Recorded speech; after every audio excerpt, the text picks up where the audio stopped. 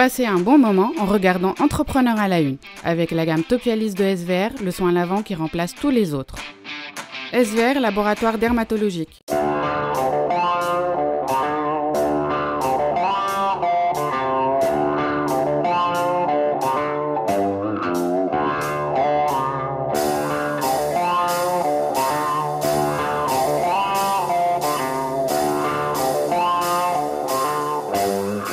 Bienvenue sur CETV, la chaîne télé du club Entrepreneur. Alors, aujourd'hui, nous sommes à la galerie Musk and Amber.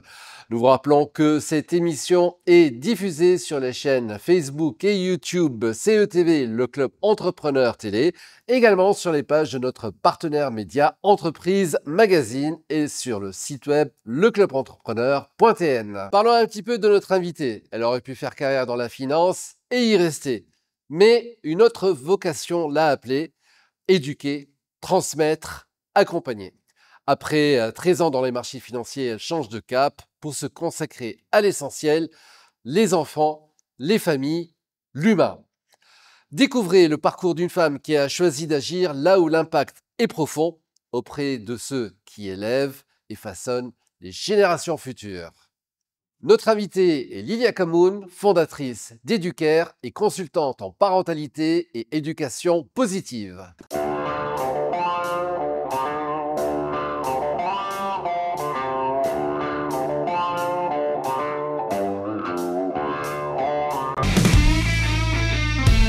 Lilia Camoun, bienvenue. Merci d'avoir accepté cette interview. Alors, cette émission va se composer en deux parties.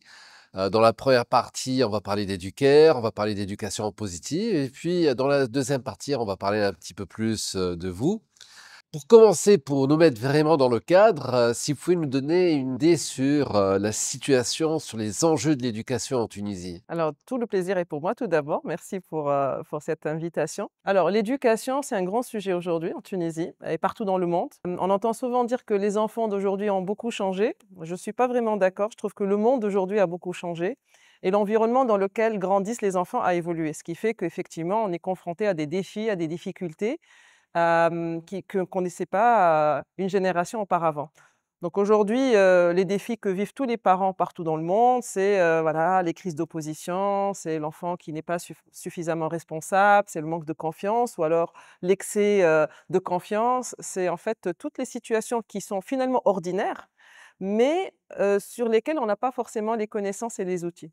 Donc aujourd'hui, quand on parle d'éducation en milieu familial, parce que sinon ça va être encore plus large en milieu scolaire, en milieu familial, les défis, c'est vraiment comment trouver la juste autorité avec ses enfants, sans rapport de force, d'une manière ferme et bienveillante. Et sans tomber dans l'excès de l'enfant roi, en fait. Absolument. Sans tomber dans l'excès de l'enfant roi, ni dans l'enfant soumis. Parce qu'en fait, quand on pose la question à tous les parents: «Qu'est-ce que vous souhaitez le plus pour vos enfants?» Ils vont dire: «J'aimerais que mon enfant soit responsable, qu'il ait confiance en lui, qu'il soit autonome» et cetera. Et ces compétences-là, on ne peut pas les développer dans la peur, ni effectivement dans l'excès d'envie, sans limite. Un enfant qui est éduqué sans limite, sans règles, bah, effectivement, ça ne l'aide pas à grandir en société. Alors, droit au but, qu'est-ce que l'éducation positive? Alors, merci beaucoup de me poser cette question parce qu'il y a pas longtemps, on disait que ah, l'éducation positive, ça va faire des enfants rois. Eh ben non, je suis pas d'accord parce que l'éducation positive, c'est une éducation tout d'abord qui va être positive pour l'enfant et qui va être vraiment dans une approche ferme et bienveillante.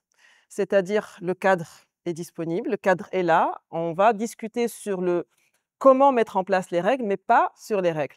Et donc du coup, comme je le disais tout à l'heure, on n'est pas uniquement dans la bienveillance parce qu'effectivement ça, on est dans la permissivité dans ce cas et on n'est pas non plus dans la fermeté uniquement parce qu'on est dans l'autoritarisme. Donc trouver la juste autorité et c'est vraiment, l'éducation qui va permettre à l'enfant de développer des compétences de vie, une confiance en lui, le sens des responsabilités, une autonomie, ce dont on rêve finalement.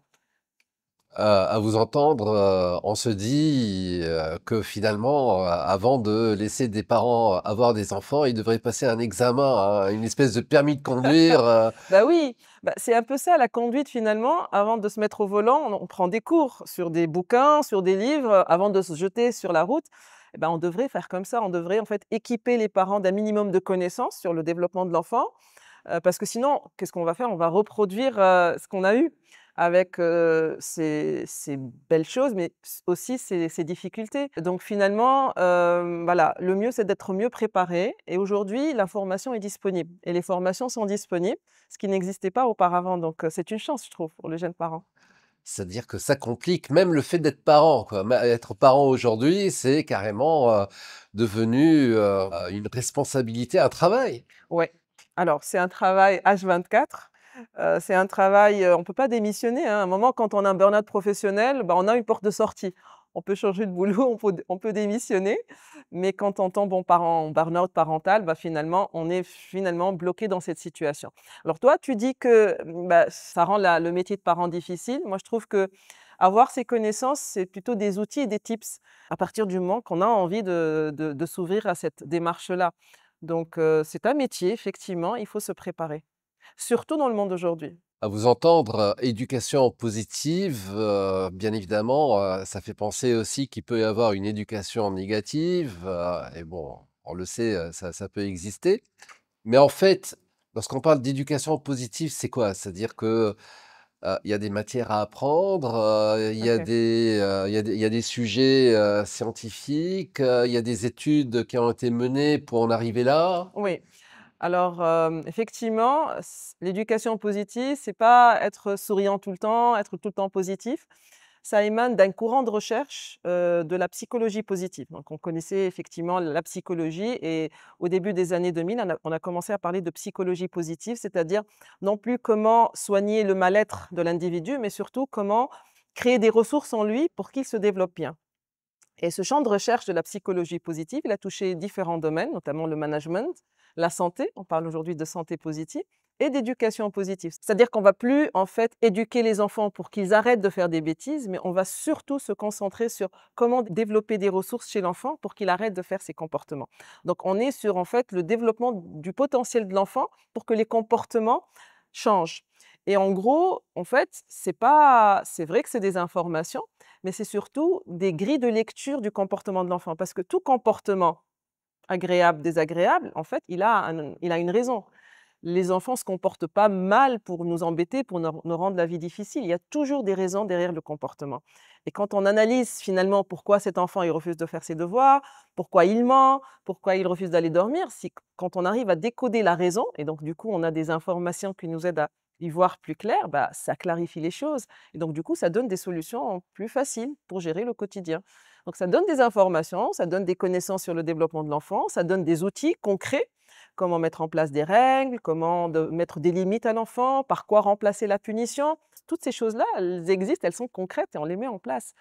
À vous entendre, ça a l'air facile, mais c'est-à-dire que on se dit, il y a un algorithme à faire passer, une grille d'évaluation, voilà quoi et à partir de là, on peut s'en sortir. Mais, le comportement d'un enfant, les problèmes peuvent différer à 4 ans, à 8 C'est ans, ça, à 12 ans, à 15 ans, exact. à 20 ans. Exact et j'irai même plus loin parce qu'en fait, les comportements de 2 enfants de 4 ans sont complètement différents, même dans une même fratrie et c'est pour ça que je disais qu'en fait, déjà, la base de la connaissance, c'est connaître son enfant.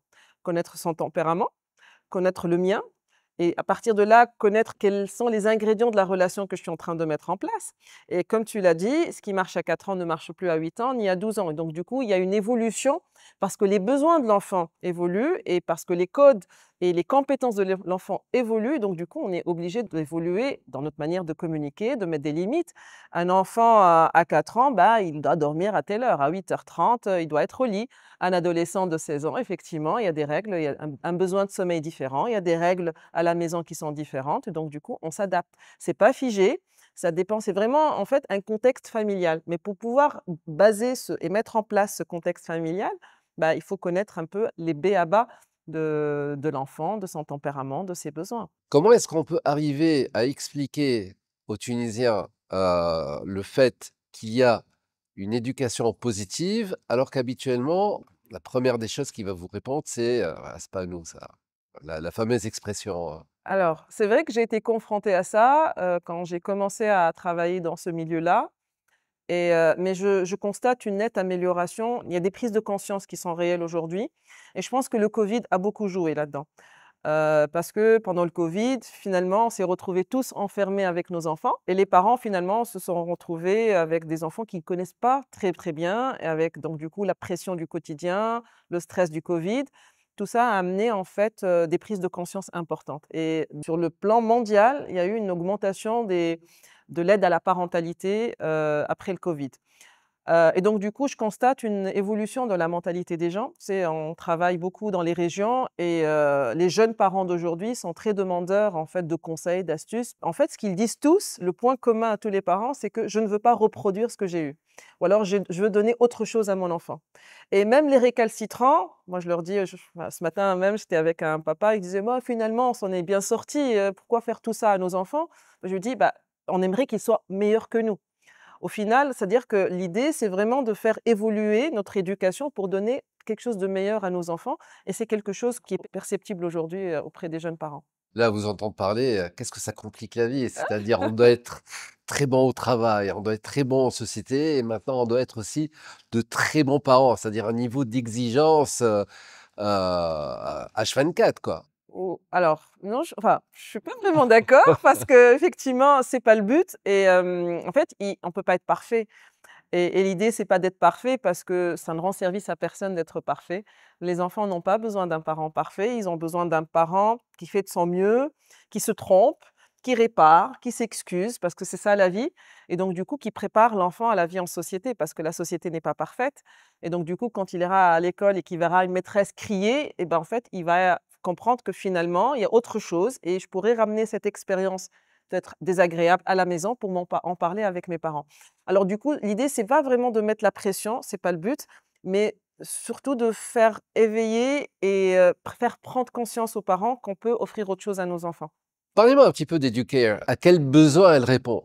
Alors Educare, c'est un centre de formation pour les parents et les professionnels de l'enfance et sa mission, c'est vraiment de diffuser les approches éducatives positives en Tunisie. Parce qu'il y en a pas une, il y a plusieurs et dans le but au final quoi? En fait, de construire une génération d'adultes qui sont plus responsables, qui se sentent mieux dans leurs bottes. Donc c'est ça la mission d'Educare, on a formé des milliers de parents et de professionnels, dans les écoles, dans les jardins d'enfants, dans les crèches, les parents dans les entreprises et donc du coup, on est vraiment, ravis de cette belle aventure. Quelles sont les activités, en fait, d'Educare? En fait, à la base, quand on avait commencé, on était plus, B2C, donc on faisait plus de l'accompagnement parental en individuel et petit à petit, donc notre champ d'activité s'est élargi. Aujourd'hui, on est exclusivement en B2B. On travaille avec les écoles pour la formation des enseignants sur tout ce qui est gestion de classe, gestion des comportements, des écoles privées tunisiennes. On travaille avec les entreprises pour les ateliers parentaux dans le cadre du bien-être, en entreprise.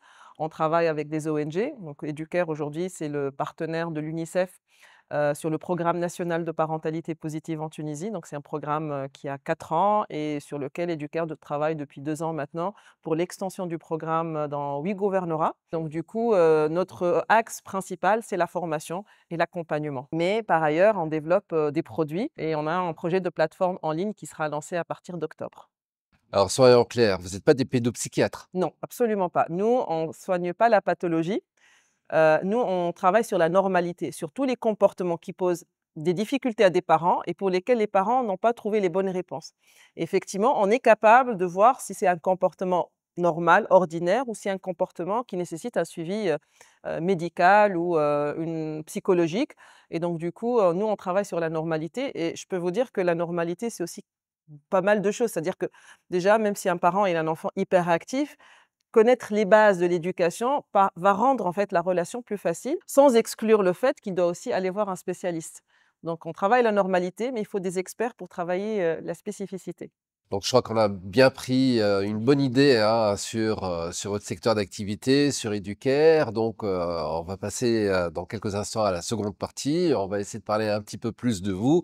On va essayer quand même de rentrer un peu plus dans le détail, hein, parce que OK. bon, ça nous intéresse. Donc, dans la deuxième partie, on va aussi donc, parler un petit peu plus de votre vision et voilà, donc et sur les thématiques liées à l'éducation.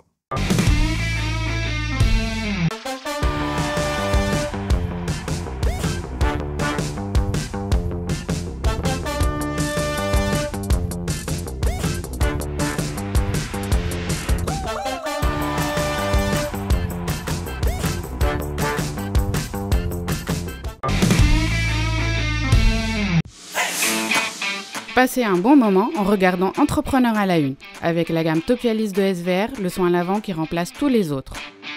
SVR, laboratoire dermatologique. Deuxième partie de l'émission. Je rappelle que notre invitée, c'est Lilia Camoun. Nous sommes ici à la galerie Moskanamber, qu'on remercie de nous accueillir. On rappelle aussi que cette émission est diffusée sur les chaînes Facebook et YouTube CETV, le Club Entrepreneur Télé, également sur les pages de notre partenaire média Entreprise Magazine et le site web leclubentrepreneur.tn.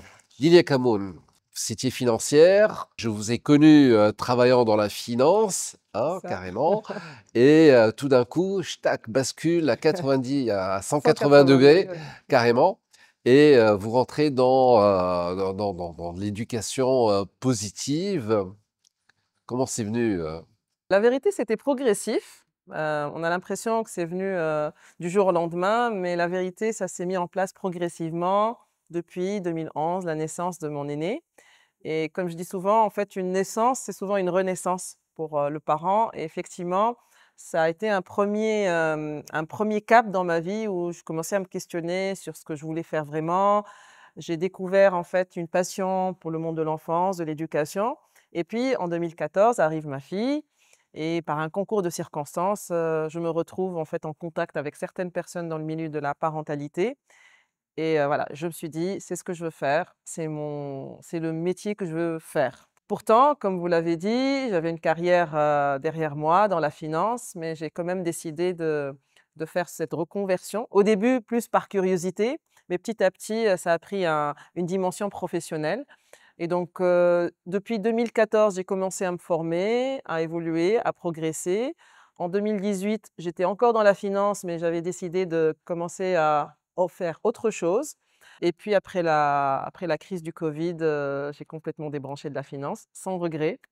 Même si c'était une très belle famille, la boîte dans laquelle je travaillais, mais voilà, quand on est aligné, quand on est sur un projet qui colle vraiment à notre mission de vie, on n'a plus l'impression de travailler. Et ça, c'est franchement la meilleure chose qu'on puisse s'offrir dans la vie. Lorsque vous avez connu les professionnels en parentalité, comme vous dites, vous avez senti un besoin d'autre chose, d'aller plus loin de ce qu'on vous a donné? Oui, alors effectivement, comme je l'ai dit, quand on a des enfants, on commence à se questionner sur comment éduquer ses enfants. Et je me souviens en fait, alors du coup à l'époque avec, le papa de mes enfants, bah, on avait une difficulté avec mon aîné et il me dit: «Alors, on doit le punir». Je lui dis: «Mais, il est encore trop jeune pour être puni, il avait même pas 2 ans». Il m'a dit: «Alors, mais à partir de quel âge on va commencer à punir?» Et effectivement, ça m'a questionnée, donc c'était en 2013.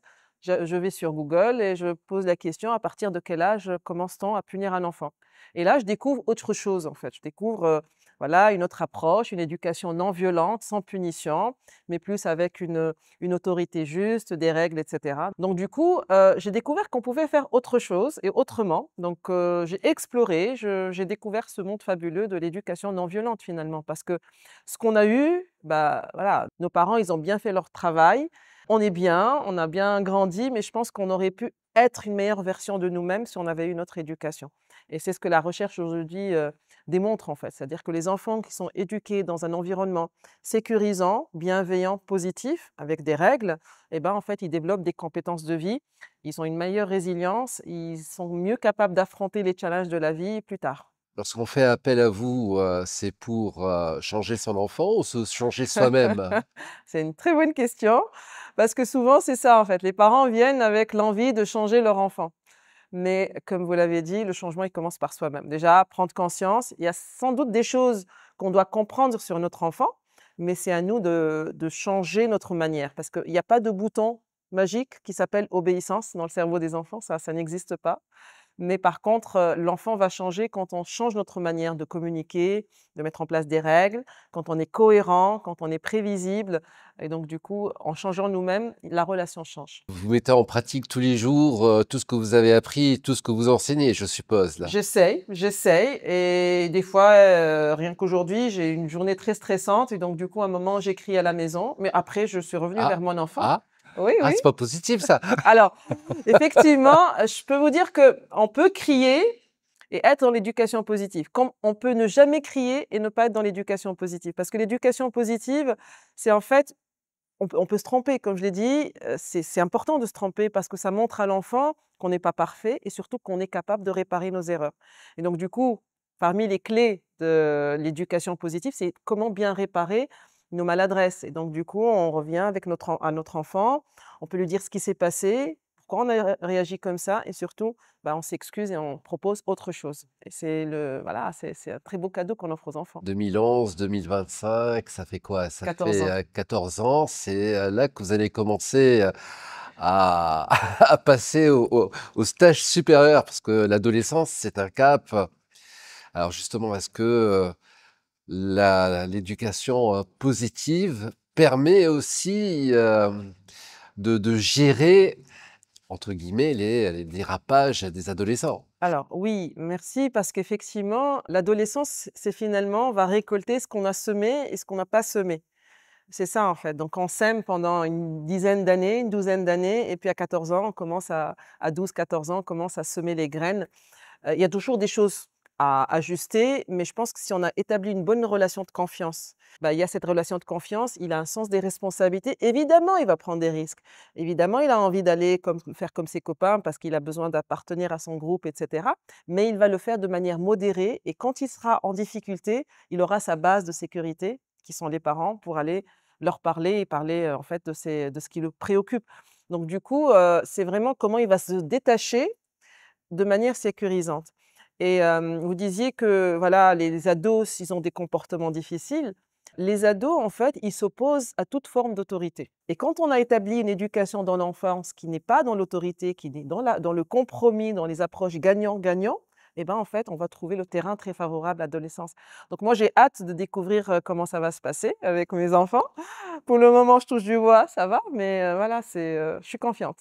C'est-à-dire que, en fait, vous vous adressez directement aux parents, mais jamais vous occupez des enfants, vous leur parlez aux enfants, jamais, non? Non, alors on le fait, avec les écoles dans un autre cadre, mais quand on reçoit les parents, on donne des tips aux parents. Pourquoi? Effectivement, parce que souvent les parents disent: «Ouais, mais j'aimerais que vous voyiez mon enfant, j'aimerais que vous fassiez des ateliers». Je me rappelle de cette maman qui m'avait dit une fois: «Madame Camoun, j'aimerais que vous nous proposiez un atelier sur la gestion des crises parce que moi pour nos enfants, hein, parce que moi quand je suis en colère, je pète un câble». Et en fait, l'idée, le parent est le modèle et surtout, moi, ce qui est important pour moi, c'est que le parent, connaisse davantage son enfant et qu'il soit autonome plus tard. Parce que, OK, on peut résoudre le problème à 4 ans, mais si j'ai pas compris, en fait, que les comportements de mes enfants sont des réponses à des besoins et que je suis capable de décoder ce besoin pour trouver d'autres solutions, bah, ça, c'est une stratégie qui va accompagner toute la vie, à l'adolescence, à 18 ans, même à 25 ans. Vous voyez? Donc du coup, on aimerait que les parents soient autonomes et qu'ils aient les clés chez eux pour, solutionner leurs difficultés. Lila Camoun, on va passer aux questions concrètes maintenant. Dans la thématique discipline et comportement, quelle est la différence entre punir et sanctionner?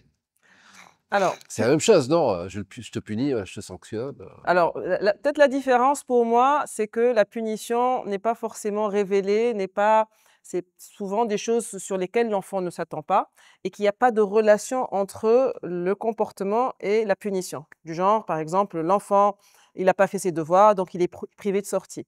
L'enfant, il a passé trop de temps sur les écrans, donc du coup, il est privé de quelque chose. Et c'est peut-être parfois des réactions du parent parce que, voilà, il est un peu sur ses nerfs et donc voilà, ça peut être Ah ouais, parce qu'il décontextualisé. a appris ça déjà à la base, et il Exact, donc reproduit en ouais, fait le chemin qu'il a eu. voilà et donc la sanction et nous, on parle plutôt de conséquences, c'est-à-dire que, elle doit être révélée à l'avance. C'est-à-dire l'enfant est informé que, par exemple, quand il dépassera ce temps d'écran, il va être privé le lendemain de sa tablette. Si l'enfant n'a pas fait ses devoirs, donc du coup, en conséquence, il va faire, 2 exercices supplémentaires et donc du coup, il y a toujours quelque chose qui est prévisible, il sait à quoi s'attendre et il y a un lien entre ce qu'il a fait et la conséquence qu'il va avoir. Donc du coup, c'est une limite, mais le plus important, c'est de prévoir cela. C'est-à-dire que quand on met en place des règles, il faut dire: «Bah, si tu ne respectes pas ta règle, voilà ce qui va se passer» et on met en place une conséquence et il faut tenir la conséquence. Parce que souvent, on dit: «Bah, finalement, si tu fais pas ça, tu vas être privé de telle chose». Soit on respecte pas ce qu'on a dit ou alors, la privation, elle est complètement déconnectée du problème. Alors que quand c'est prévisible, bah, au contraire, c'est très éducatif parce qu'il comprend qu'il y a des limites. C'est-à-dire, il faut tout préparer à l'avance, il faut avoir une charte lue, approuvée. Alors oui, et plus ou moins, mais en fait, il faut s'attaquer aux grandes priorités. Il faut choisir sa bataille. On ne peut pas être sur tous les fronts. Par exemple, je vais choisir 2 sujets importants. Voilà, le fait que l'enfant ne range pas sa chambre et le fait que l'enfant, voilà, il passe trop de temps sur les écrans. Et sur ces 2 situations-là, je vais mettre en place des règles et des conséquences et je vais en fait être très stricte là-dessus. Une fois que c'est rentré dans les habitudes, je passe à autre chose. Donc c'est comme ça qu'on régule un comportement. Si on veut tout ranger, tout arranger d'un seul coup, on range rien du tout, on n'arrange rien du tout. Donc on tombe en burn-out. Par contre, on choisit ses priorités. Tout à l'heure, vous avez dit que ce matin, avant le tournage, vous avez crié. Oui, C'est des choses qui arrivent, hein, je c'est sais. normal. Mais en fait, si c'est l'inverse, comment est-ce qu'on doit réagir quand c'est l'enfant qui nous parle mal, qui nous crie dessus ou qui nous manque de respect? OK.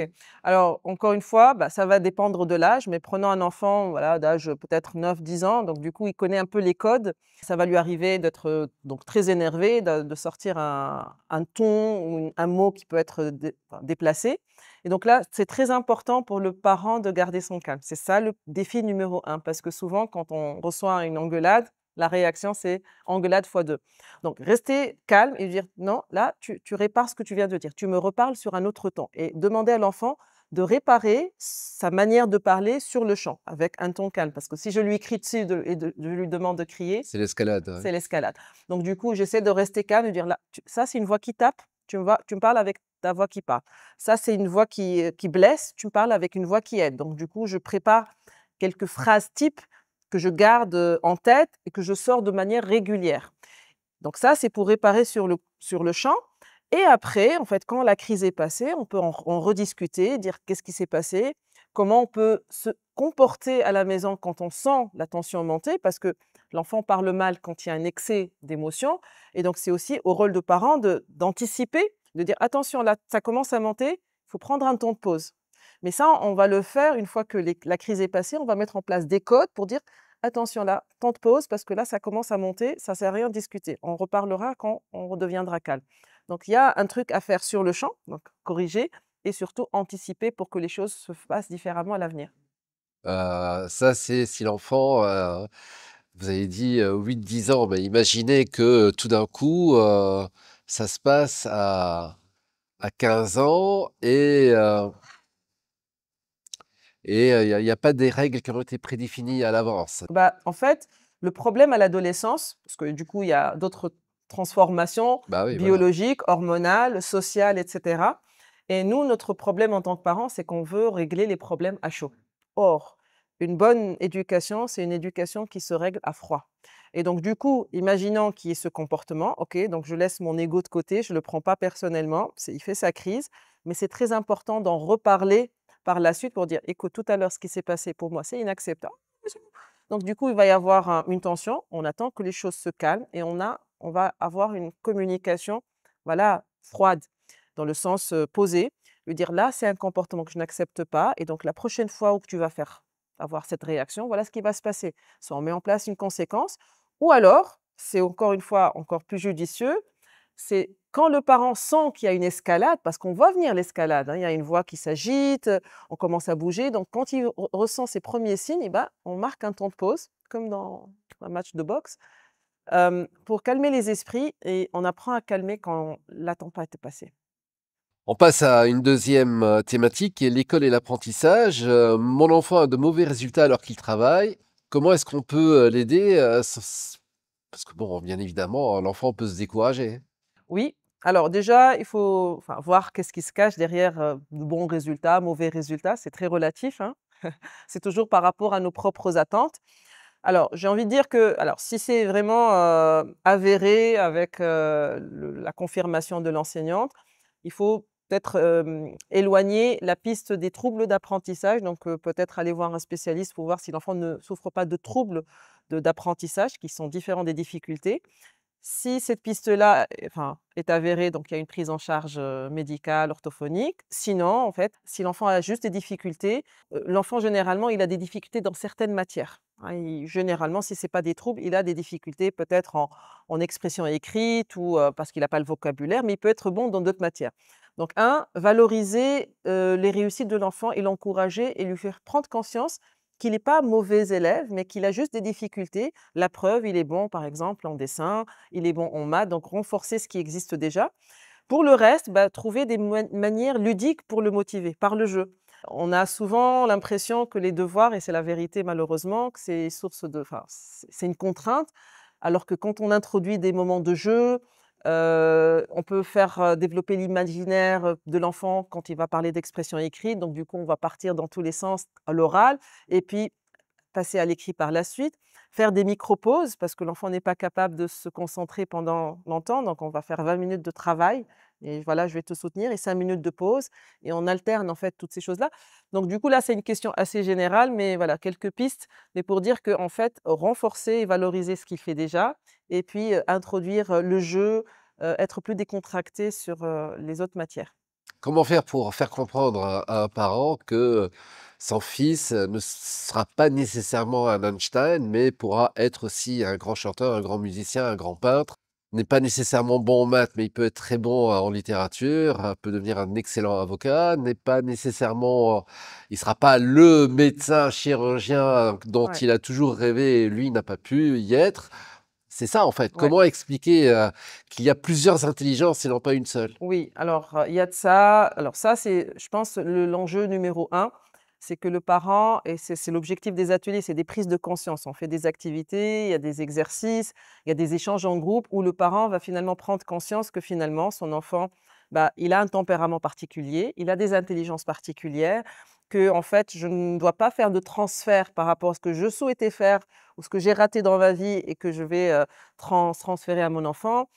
Qu'il ajuste ses attentes, parce qu'aujourd'hui on est dans une société, qui est très axée sur la performance, sur la réussite et donc du coup, on met nos enfants dans plein d'activités, parce qu'il doit être bon en musique, il doit être sportif, il doit être un entrepreneur et donc du coup, on met trop de pression sur l'enfant et donc déjà, quand le parent vient en atelier, donc il a un niveau d'exigence très élevé et petit à petit, il le rend plus réaliste et adapté à l'enfant. Parce que les enfants sont pas tous faits pour réussir à l'école.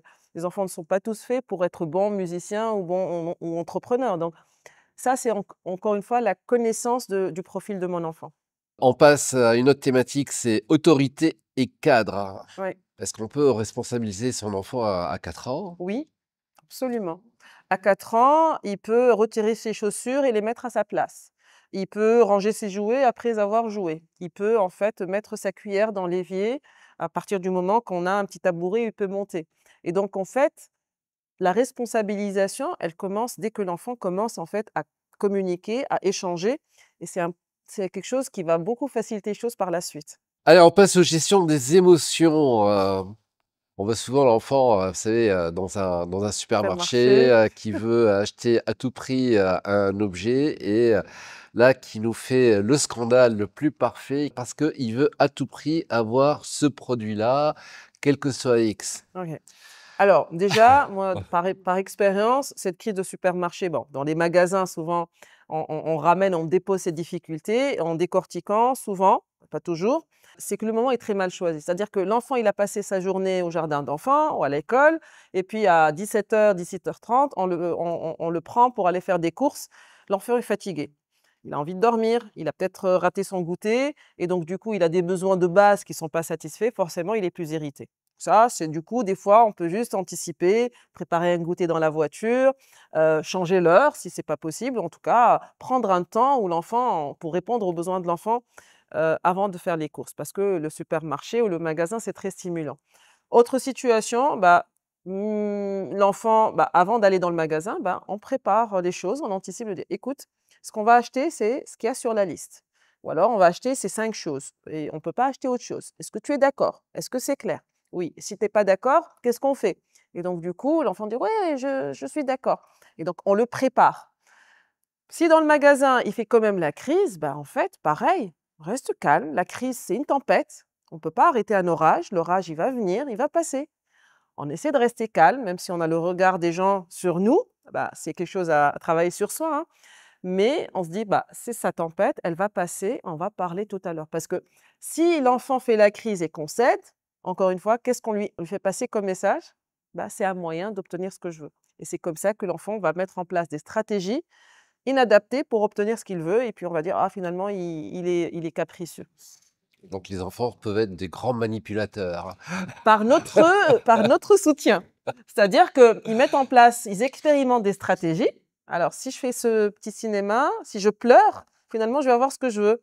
Et finalement, bah, ça aboutit, donc ça marche. Donc, du coup, il n'y a pas de raison qui change. Dernier chapitre, autonomie et confiance en soi. On parlait tout à l'heure de l'enfant qui ne veut pas faire sa chambre, ranger ses jouets, mais peut-être que il n'arrive pas à faire des choses seul. Il a besoin d'être accompagné dans tout ce qu'il fait. Oui, alors effectivement, on ne peut pas tirer de conclusions hâtives parce qu'il ne veut pas ranger sa chambre, donc du coup, il a besoin d'être assisté. C'est en fait tout un registre de différents comportements. C'est-à-dire, il veut pas ranger, il veut pas aller vers les autres, il n'a pas beaucoup d'amis, il veut pas parler beaucoup. Donc du coup, ça, ce sont des signaux qui peuvent dire, oui, peut-être que mon enfant est introverti. Je préfère plutôt ce terme-là que manquer de confiance, parce que manquer de confiance, c'est un état et c'est limitant. Par contre, un enfant introverti, c'est un tempérament, voilà, c'est quelque chose d'inné. Être Et- introverti, c'est pas manquer de Exact. confiance, hein. Exact, effectivement. Mais aujourd'hui, il y a beaucoup de confusion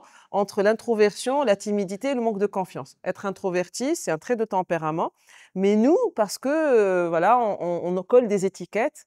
Il est timide, il n'a pas beaucoup d'amis, il a du mal à aller vers les autres. Donc, du coup, on colle plein d'étiquettes et on installe des croyances. Donc, chez nous, et donc du coup, qui passent chez l'enfant, que l'enfant manque de confiance en lui. Donc, ici, en fait, il s'agit vraiment de valoriser les efforts de l'enfant et de lui dire, bah, voilà, tout ce que tu peux faire seul.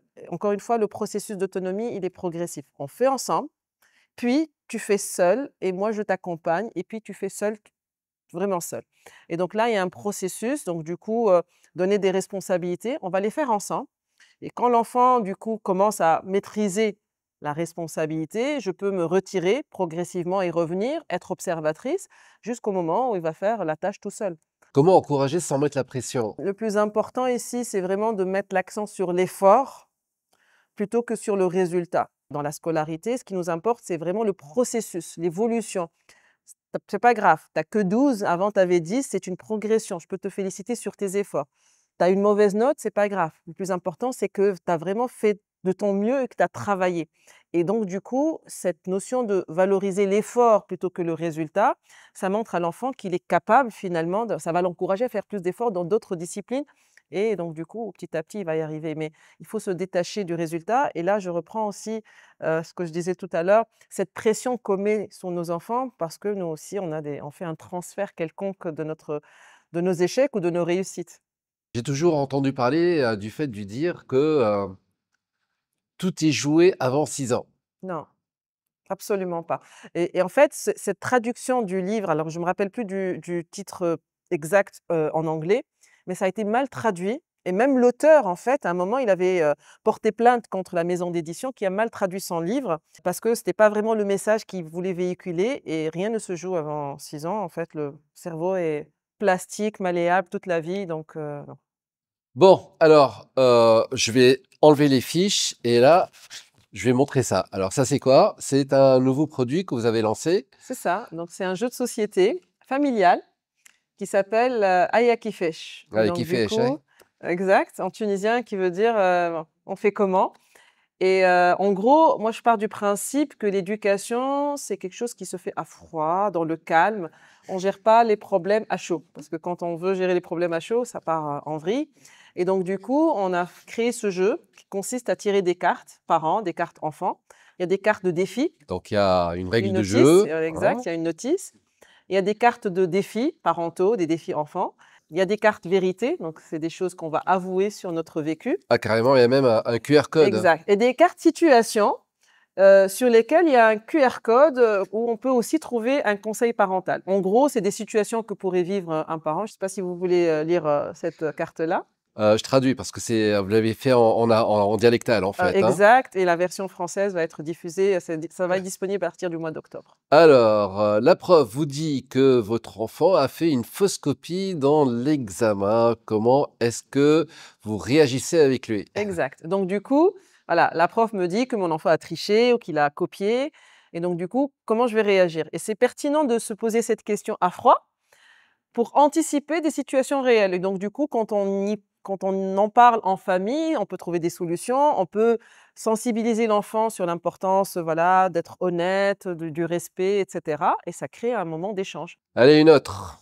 Votre enfant vous pose la question, pourquoi c'est toujours moi qui dois écouter vos paroles? Pourquoi est-ce que vous ne m'entendez jamais? Ouais. Et donc du coup, pareil, donc je vais pas donner les réponses parce que les réponses, sont sur le QR Voilà, sur code. le QR code, ouais. Exact, mais moi, en fait, l'intérêt de ce jeu, c'est vraiment de nous projeter dans des situations et qu'on en parle à froid et qu'on essaie de trouver des solutions ensemble. Même les capsules vidéo qui sont éducatives, donc du coup, c'est un appui. Mais mon intérêt à moi, et enfin, mon objectif à moi, c'est que les familles trouvent elles-mêmes leurs propres solutions parce que je ne suis pas dans les familles et ce qui va convenir à cette famille va pas forcément convenir à l'autre. Mais c'est le fait d'en parler ensemble dans un cadre décontextualisé à travers le jeu, je pense qu'on peut sortir avec de très belles stratégies familiales. Ah ouais, des fois, c'est pas des situations vraiment précises, hein. Des fois, bon, là, ça peut être beaucoup plus profond. C'est toi et ton mari ou ton épouse, vous divergez dans la manière d'éduquer votre enfant ou vos enfants. Qu'est-ce que vous allez faire? Qu'est-ce que vous Exact, faites? exact. C'est philosophique, ça. Bah, en fait, c'est important d'en parler devant les enfants parce qu'ils devront comprendre qu'en fait, on a 2 vécus différents, mais on est d'accord sur quelque chose, c'est que notre enfant est aimé et qu'il doit se sentir en sécurité et que chacun de nous a sa manière d'exprimer son amour à son enfant. C'est ce qui est dit en gros dans la vidéo. Et en fait, mais c'est la réalité. Aujourd'hui, on est forcément divergents sur certaines choses, et bah, en fait, il faudra les clarifier, mais le message principal qui doit passer à l'enfant, c'est qu'on l'aime. Ok, donc il y a des questions pour les parents, mais aussi des questions pour les enfants, C'est ça. hein? Tu as fait une erreur ou tu as fait une bêtise, mais personne ne l'a vu. Qu'est-ce que tu vas faire? Exact. Donc là, encore une fois, c'est un jeu adapté à des enfants de 8 ans et plus, donc ils sont capables en fait de se projeter dans des situations, peut-être vécues ou pas. Et donc du coup, on va laisser l'enfant répondre. Et ce qui est précisé dans la notice, c'est l'objectif du jeu, c'est pas de punir l'enfant, mais c'est vraiment de lui créer cet espace de parole. Donc l'enfant va répondre quelque chose, et c'est au rôle des parents d'ajuster, de corriger, de dire si c'est bien ou pas. Donc c'est là où intervient l'éducation. Des questions, il y en a, hein, c'est-à-dire Et il y que, a attends, 240 questions. Il y a 120 questions par an parce qu'il y a des cartes de situation et des cartes vérité, et il y a des cartes d'action. Donc du coup, pour ah, c'est plus de action fun. vérité en fait. Ouais, action, vérité, situation. D'accord. Bon, vous avez votre jeu, on a le nôtre aussi, hein. On va passer au Fast and Curious. Changer le monde ou changer les regards? Changer, changer les regards.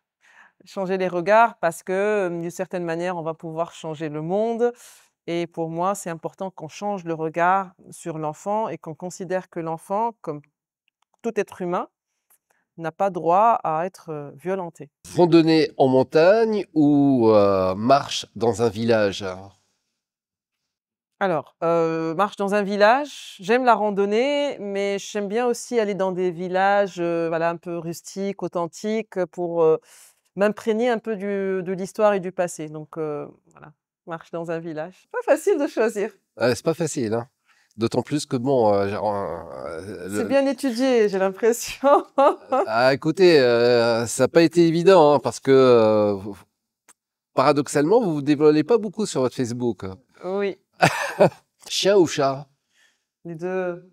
Mais j'ai un chien, Un caniche. un caniche, ouais. Alors j'adore les chiens et chats, mais un chien, ouais, et chat. Ah, il faut choisir, hein. Chien. Lilia Camoun, merci beaucoup. Voilà, donc ça a été un plaisir de parler avec vous. Il y a eu beaucoup de choses qui ont été dites, mais peut-être qu'il y a des choses que vous avez encore envie de dire. Donc le mot de la fin. J'ai toujours beaucoup de choses à dire en ce qui concerne, donc du coup, ce qu'on fait à Educare. Mon mot de la fin, c'est vraiment voilà, de changer de regard. Tout à l'heure, vous m'aviez posé la question, changer de regard sur les enfants. Quand on regarde l'enfant différemment, on verra un enfant différent. Et donc du coup, voilà, essayer de prendre conscience, prendre un peu de hauteur et essayer de découvrir son enfant comme si c'était une personne, voilà, un trésor, un coffre à trésors à découvrir et voilà, l'aventure parentale va être fabuleuse. Très bien, merci encore Merci à Lila vous. Kamoun. On remercie l'hôte de l'émission, la galerie Mosque and Amber. Nous remercions également la marque de vêtements Spada di Battaglia. Grand merci à tous les partenaires de l'émission. Cette émission a été préparée et réalisée par Selim Hafseya. Moyen technique please.tn. On rappelle que cette émission est diffusée sur les chaînes Facebook et YouTube CETV, le Club Entrepreneur Télé, également sur les pages de notre partenaire média Entreprise Magazine et le site web leclubentrepreneur.tn. Merci, au revoir. Vous avez regardé Entrepreneur à la une, avec la gamme Topialis de SVR, le soin lavant qui remplace tous les autres. SVR, laboratoire dermatologique.